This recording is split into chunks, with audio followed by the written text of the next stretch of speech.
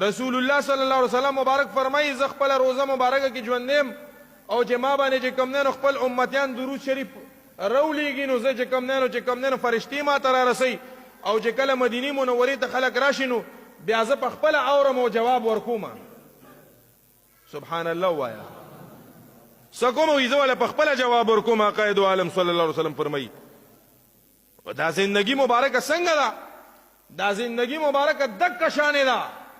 دا د علماء دیوبند چې څوک داوا لګوي وي زه دیوبندي ما دیوبندیت خلکو په دې کې راټول کړی دی.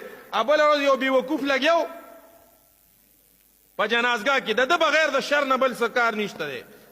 شر او شدت دی وي چې څنګه به زه وایي د خلکو په دې جنازو کې جګړې مه کوئ.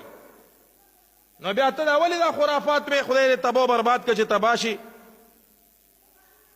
صرف او صرف دیوبند وي مونږ اهل سنت والجماعت علماء دیوبند سره تعلق ساتو. نو ما ویل ته د علماء اهل سنت والجماعت دیوبند سره دا تعلق ساتي چې ته چې کوم نه نو صرف او صرف چې کوم نه نو وایي چې فتاوی دارالعلوم دیوبند کې لیکلي دي نو فتاوی دارالعلوم دیوبند کې خو ورته بدعت نه ویلې. د جنازې نه وروسته چې څوک دعاوي کوي وي دا دیوبندي نه دی. زه ځکه دیوبندي یم چې زه چې کوم نه د جنازې نه وروسته دعا نه کوم د سنتو نه وروسته دعا نه کوم. نو هلکه ته په دې دیوبندي کېږي. زما تا سره د عقیدې مسله پرته ده. ته المهند راواخله او د علماء دیوبند 1500 کتابونه راواخله او د علماء دیوبند 500 علماو چې کوم نه د دیوبند شیخ الاسلام مولانا سید حسین احمد مدنی رحمت الله علیه، مولانا خلیل احمد سہارنپوری رحمت الله علیه، شیخ الحدیث مولانا محمد زکریا کاندیلوی رحمت الله علیه، مولانا اشرف علی تانوی رحمت الله علیه، حجت الاسلام مولانا محمد قاسم نانوتوی رحمت الله علیه، امام ابو حنیفه ثانی مولانا رشید احمد گنگوی رحمت الله علیه او د ټول علماو چې کوم نه په المهند باندې دستخط کړي او د هغې خپل کتابونه موجود دي. 1500 علماو 1500 کتابونه چې کوم دی د حیات النبی صلی الله علیه وسلم په موضوع مبارکه باندې لیکلي دي. نو تا د خدای په دغه خوله ګونګ کې د حیات النبي مسله ومنه کړه. علماء دیوبند خو ټول د عذاب قبر په مسله قایل. ته خو قبر کې مرګ نه وروستو په دې قبر کې چې کوم نه ژوند نه منې د دې وجې نه ته عذاب قبر نشته دی او روح ته عذاب میلاویږي. دا روح چرته دی؟ نو دی وایي دا روح بره تلی دی. نو چې روح بره لاړو نو عذاب قبر ورته څنګه وی؟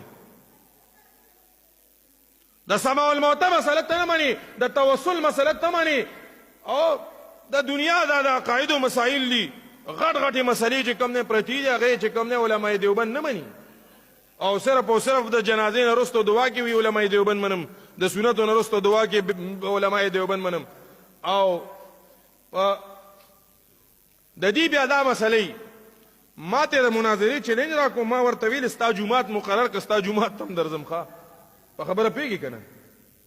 مونږ خو د رسول الله صلی الله علیه وسلم عاشقان یو.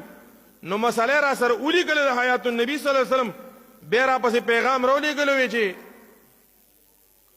د جمعې په شپه باندې تبارک الذي څوک وایي په دې به مناظره کوو، په دې به مناظره کوو چې د تختې په الوا به مناظره کوو، د جنازې نه وروسته په دعا به مناظره کوو. نو خدای دې په دغه خوله ملګون کا خبره دې په کاغذ کې یو لیکلې ده اوس په بل څه باندې مناظره کې مال په دغه مسلو به مناظره وکړو. خو داسې کار وکړه چې د حیات النبي صلی الله علیه وسلم مسله باندې د توسل په مسله باندې په دې مناظره وکړه. تا ما سره لیکل دا کړي دي د شفاعت په مسله باندې ته د رسول الله صلی الله علیه وسلم شفاعت نه منکرې په دې به مناظره وکړو. په دې دا ټول خلک ګواهي